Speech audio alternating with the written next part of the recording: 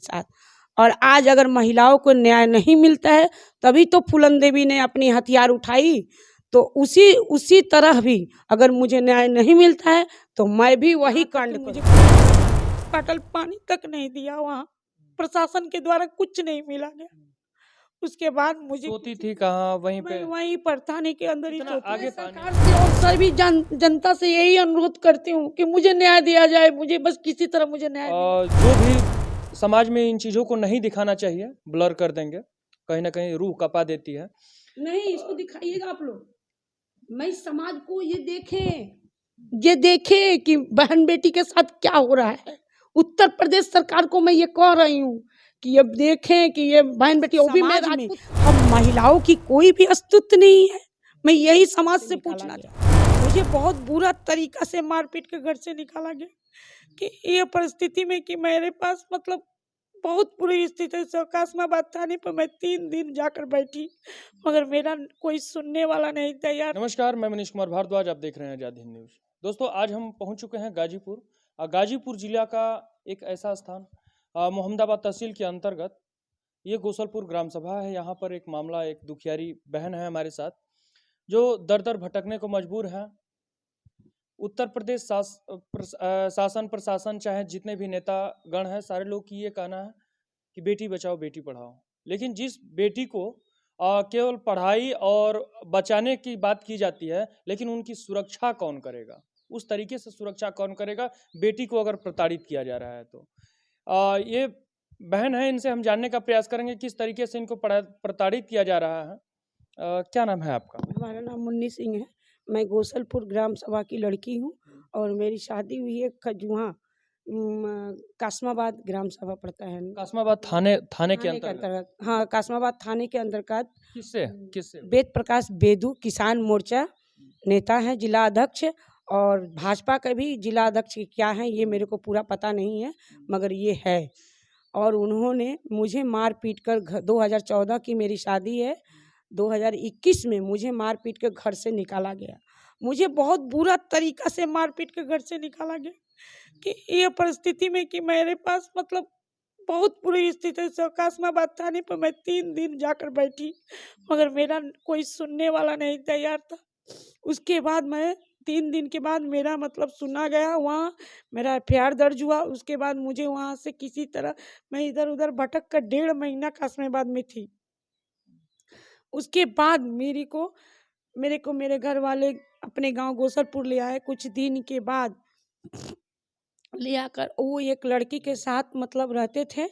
किस बात पे मारपीट हुई? जैसे कोई कारण होगा, क्योंकि आप अरेंज मैरिज की हैं कि लव मैरिज की हैं कि कैसे? मैंने लव मैरिज की, मैंने ऑरेंज मैरिज नहीं, मगर लव मैरिज थी मगर ऑरेंज ही मैरिज हुआ। यानी घर वालों के राजी से आप शादी सभी की? सभी सभी दोनों पक्ष की राजी से। वहाँ उस समय 2 लाख रुपया और गाड़ी उन्हें दहेज दिया गया, पूरा सामान हमें सारी खुशहाली तरीके से, जैसे नियम के अनुसार में जो भी मतलब जिस तरह विवाह हो जाता है होता है उसी तरह मेरी विवाह हुई थी। तो किस बात पे आपसे मारपीट या झगड़ा होने यही लगा? हुआ था कि अमवा गांव में धनु सिंह के साथ वो रहने लगे। धनु सिंह तो अमवा गांव के ग्राम प्रधान है। उन्हीं के साथ वो रहने लगे। रहने के बाद वो उन्हीं की गांव की एक लड़की थी, उसी लड़की के साथ इनके साथ आना जाना उठना बैठना सारी चीज था। उसके बाद मुझे पता चला। क्या नाम है उसका? उसका प्रीति सिंह, अभिलाषा सिंह आधार कार्ड में है और प्रीति सिंह ऐसे बोला जाता है। उसके बाद ये किनकी लड़की है? पंचम सिंह की लड़की है, उनके पिता का नाम पंचम सिंह है। और उसके बाद उन्होंने क्या किया, जब मुझे पता चला तो मैं इसके लिए विरोध करने लगी, पूछने लगी कि कहाँ रहते हैं, क्या करते हैं।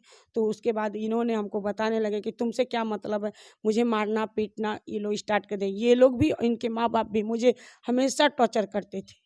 धीरे धीरे मैं कुछ दिन होने के बाद 2021 फरवरी को मुझे मारपीट के घर से निकाल दिया गया। निकालने के बाद वहाँ पुलिस प्रशासन के पास फ़ोन हुआ। उसके बाद मुझे किसी तरह जान बचाया गया। उसके बाद फिर एसओ साहब हमको बुलाकर उसके बाद बोले कि ठीक है, तब वो लोग नहीं घर में घुसने दे रहे हैं तो हम तुम्हें मतलब ये लिख देंगे, एफआईआर दर्ज करेंगे। तो उसके बाद मैं वहाँ जाने के बाद भी 3 दिन मुझे कोई सुनवाई नहीं हुआ। वहाँ पार्टी स्तर से हर लोग से दबाव आने लगी कि उसका मुकदमा ना लिखा जाए, उसके मार को वहाँ से भगाया जाए। तो फिर मैं किसी तरह धीरे धीरे वहाँ जब मैं कहने लगी कि मैं यहाँ से जाऊँगी नहीं, तब वहाँ एसओ साहब ने लिखे मेरा वहाँ कितने दिन वहाँ पर बैठी रहे? 3 दिन भूखी प्यासी, यहाँ तक कि मुझे कोई एक बॉटल पानी तक नहीं दिया वहाँ, प्रशासन के द्वारा कुछ नहीं मिला गया। उसके बाद मुझे सोती थी कहाँ? वहीं पे? मैं वहीं पर थाने के अंदर ही सोती कोई थी। पानी कोई कुछ नहीं? कुछ नहीं, मुझे कुछ नहीं दिया ना गया। ना ओढ़ने के लिए, ना बिछाने के लिए कुछ नहीं, कुछ नहीं मुझे दिया गया था। उसके बाद उन्होंने फिर मुझे किसी तरह वहाँ से हमको एफआईआर लिखा गया। उसके बाद मेरे घर वाले जाकर उसको ले आए हमको वहाँ से। ले आने के बाद मैं यहाँ गोसलपुर रहने लगी।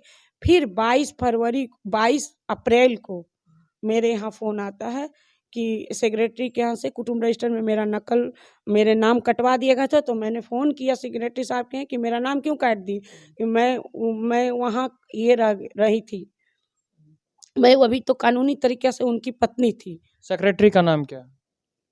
नाम तो नहीं बोला। चलिए, अगर जिस परिवार रजिस्टर में नाम दर्ज होता है तो कहीं ना कहीं बेनहेल्पी के साथ दर्ज होता है, अगर काटा भी जाता है तो बेनहेल्पी के साथ, लेकिन बिना बेनहेल्पी के वो कैसे काट दिए?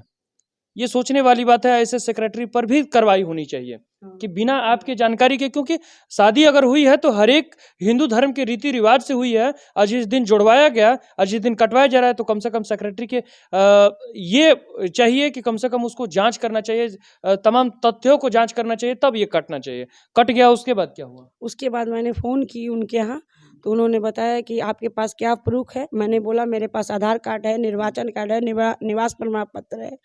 दूसरी बात की फिर उन्होंने बताया कि बेनहेल्पी वो क्या बोलते हैं, वहाँ से करवा कर मेरे को दो, मैं नाम चढ़ा दूँ। उन्होंने 23 अप्रैल को मेरा नाम दर्ज करके मेरे व्हाट्सएप पर भेजे। तब तक 23 अप्रैल को शाम को वेद प्रकाश बेदू मुझे फ़ोन करके गाली देने लगे। आपके मेरे पति मुझे गाली देने लगे। उसके बाद मैंने मोबाइल बंद कर दिया।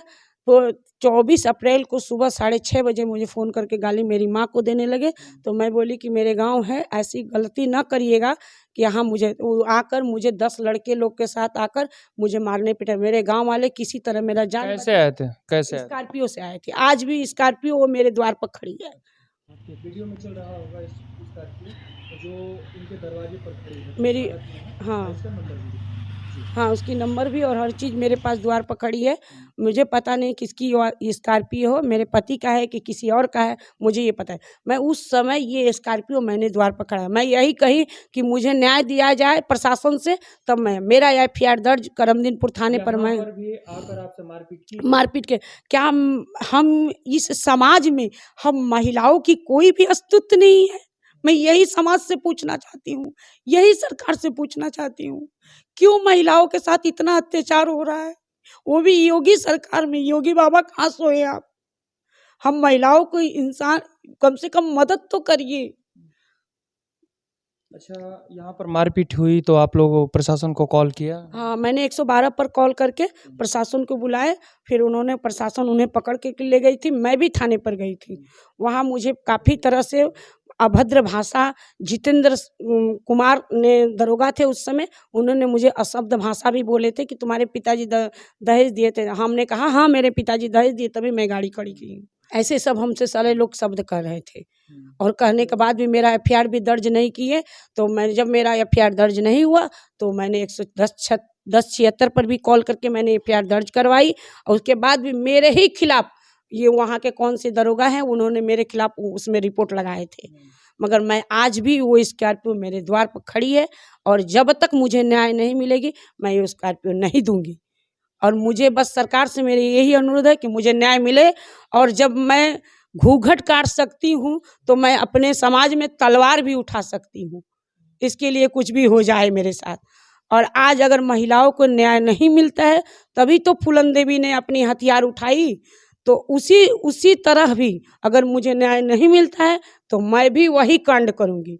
वही मैं अपने आप को बचाने के लिए, अपने आबरू को बचाने के लिए मैं किसी तक जाऊँगी, मगर अपने आबरू को बचाने के लिए मैं उस हद तक पहुँचूंगी। अच्छा, ये बताइए, क्या अगर वो दूसरी शादी कर लिए तो आप भी दूसरी शादी कर लेते? नहीं, मैं कभी दूसरी शादी नहीं करूंगी। मैं सरकार से और मैं कोर्ट से भी यही अनुरोध कर रही हूँ कि मुझे यही न्याय दिया जाए कि कानून के परिधि कानून में ये नहीं लिखा है कि दूसरी शादी आप कर सकते हैं, और कानून ये नहीं कहा है कि आपकी पत्नी जीवित है और मैंने तलाक नहीं तो वो दूसरी शादी कर सकते हैं। मैं कभी उनसे तलाक नहीं दूंगी। मैं यही सरकार से भी अनुरोध करती हूँ कि मेरा अधिकार दिया जाए कि हम उनको अधिकार में क्या चाहती हैं? उनको सजा चाहती हैं या अपना हक चाहती हैं? मैं अपना हक चाहती हूँ। मैं अपना हक चाहती तमाम से दस्तावेज के साथ बहन है हूँ। और मुझे मारा पीट कर इसी तरह घर से निकाला गया। ये वो प्राइवेट पार्ट है जो कि एक बहन बेटी किसी को दिखा नहीं सकती, लेकिन हम मुझे मजबूर है, मैं मजबूर हूँ इस चीज को दिखाने के लिए। और ये जगह जगह आप देख सकते हैं जला हुआ है। ये कैसे जला है? ये मुझे मतलब हीटर से जलाए थे लोग, मुझे राड से जलाए थे लोग। कौन जलाया? मेरे ससुर भी थे, मेरे सास भी थी और मेरे पति भी थे। अच्छा, अब तक वो लोग जेल नहीं गए? गिरफ्तार नहीं, आज तक प्रशासन उन लोग को बुलाकर मेरा आमना सामने तक नहीं कराए और ना ही उन लोग को जेल भिजवाए। बस मुझे वो लोग मतलब कभी भी ना ही कोर्ट से हुआ ना ही यहाँ से हुआ। उत्तर प्रदेश में कानून व्यवस्था सही कही जाती है, ये तथ्य है। तमाम से बहन अपने जो भी समाज में इन चीज़ों को नहीं दिखाना चाहिए, ब्लर कर देंगे, कहीं ना कहीं रूह कपा देती है। नहीं, इसको दिखाइएगा आप लोग, मैं समाज को ये देखे कि बहन बेटी के साथ क्या हो रहा है। उत्तर प्रदेश सरकार को मैं ये कह रही हूँ कि अब देखें कि ये बहन बेटी, वो भी मैं राजपूत समाज की लड़की हूँ। जब मेरी समाज की लड़कियों के साथ ऐसे बातें हो रही है तो और समाज की लड़कियों के साथ क्या होगा। मैं बस इतना ही पूछना चाहती हूँ। ये दर्द छलक रहा है कहीं ना कहीं, आप देख सकते हैं। देखने के बाद रूह कांप जाती है, लेकिन इतना प्रताड़ित करने के बाद एक बहन बेटी को उस पर कार्रवाई नहीं होती, वो जेल नहीं जाता, कहीं ना कहीं सोचने वाली बात है। और कुछ दस्तावेज है, हम थोड़ा देखना चाहेंगे। इधर देखिए, ये क्या है? ये जो वोटर लिस्ट होता है, हाँ, उसमें ये लड़की का नाम चढ़ा हुआ है। ये है तो अभिलाषा सिंह। अच्छा, बेदू। हाँ, बेदू। आपको नजदीक से भी दिखाएंगे, ये देखिए। कहीं ना कहीं अभिलाषा वेद प्रकाश, ये कितने नंबर पे है? 86 नंबर पे है। थोड़ा जूम करके दिखाइएगा। 1145 करके है। इसको देखिएगा। ये वोटर लिस्ट है। और दिखाइए। ये मेरा उस समय का हुआ था। ये कासमाबाद का है। हाँ, कासमाबाद का। कासमाबाद 3 दिन बैठने के बाद मेरा ये FIR दर्ज हुआ था। FIR दर्ज हुआ है। इसमें धाराएं लगाई गई हैं 498A, 323, 504, 506, 452 और 354। अब मेरा 2 धारा इसमें से हटवा दिए गए थे। कौन कौन से? अब ये मेरे को याद नहीं पड़ रहा है। कौन हटवाया था? वो लोग दरोगा जी को कुछ पैसे उसे देकर, घूस देकर वो लोग हटवा दिए थे, जो कि बहुत गंभीर वो आरोप था उस समय। उन लोग हटवा दिए थे। ये किसके किसके खिलाफ है? सास ससुर और पति के खिलाफ। वेद प्रकाश, राणा प्रताप सिंह, मीरा सिंह। मीरा सिंह कौन है? मेरी सास है। मेरी सास, आपकी सास है। और मेरे ससुर भी मुझे अभद्र भाषा कहते थे, मुझे हमेशा मारना पीटना। अच्छा, मेरे साथ हाथ पे शायद तार और लगा रहे थे, ऐसा कुछ बता रही थी। क्या क्या? ये मेरे को हीटर से जलाया गया था। आप नजदीक से दिखाइए। मेरे हीटर से जलाया गया था। उसी दिन मेरे सास ससुर ने मेरे को उस हीटर पर ढकेल दिया था। कहीं ना कहीं हमारे देश की बेटियां कितना आगे। सरकार से और सभी जनता से यही अनुरोध करती हूँ कि मुझे न्याय दिया जाए। मुझे बस किसी तरह मुझे न्याय मिले, और कुछ नहीं मैं मांगती हूँ सबसे। बस मुझे न्याय दिया जाए पर जाकर। अगर मुझे प्रशासन न्याय नहीं दिया तो उसी दिन मैं अपनी आबरू को बचाने के लिए मैं किसी हद तक जाऊंगी। और इसीलिए फूलन देवी भी इसी आबरू को बचाने के लिए हथियार उठाई थी, तो मैं भी वही काम करूंगी अगर मेरी न्याय अगर नहीं मिला तो। ये एक बिटिया का दर्द है, एक बहन का दर्द है, एक पत्नी का दर्द है। हम अपना कर्तव्य निभाते हुए, दैनिक कर्तव्य को निभाते हुए इस बहन के आवाज़ उठा रहे हैं, लेकिन आपका भी कर्तव्य है इस वीडियो को ज़्यादा से ज़्यादा शेयर करें। लेकिन हम ये चाहते हैं कि उत्तर प्रदेश और गाजीपुर जिले के तमाम से जिम्मेदार अधिकारी, कहीं ना कहीं आपको यह वीडियो शर्मसार करता है। प्रकाश सिंह SP साहब के बंगले पर जाकर उन्होंने साथ में फोटो खींचकर और वायरल कर रहे हैं। मेरे पास फोटो भी मौजूद पड़ी है एसपी साहब उनको आज एक अपराधी के साथ फोटो खिंचवा कर पूरा समाज को शेयर कर रहे हैं। और एक बहन अगर बेटी अगर वो अपनी बीवी को मार कर खेदा है, भगाया है घर से, तो उसके लिए न्याय देने के लिए नहीं है। बस मैं यही सरकार से अनुरोध करती हूँ, मुझे न्याय चाहिए। कहीं न कहीं तमाम से जिम्मेदार अधिकारियाँ ये सोचें कि आपके ज़िले में, आपके क्षेत्र में अगर इस तरीके से एक बहन-बेटी रो रही है, तो क्यों रो रही है? कैमरे के सामने जिस चीज़ को नहीं दिखाना चाहिए, वो चीज़ फ़ोटो सहित दिखा रही है, हर एक कोर्ट कचहरी में दिखा रही है, तो क्यों दिखा रही है? कम से कम इसको सोचना चाहिए और जो भी दोषी हो, उस पर कड़ी से कड़ी कार्रवाई करनी चाहिए। खैर, इस वीडियो में इतना ही। मैं मनीष कुमार भारद्वाज, धन्यवाद।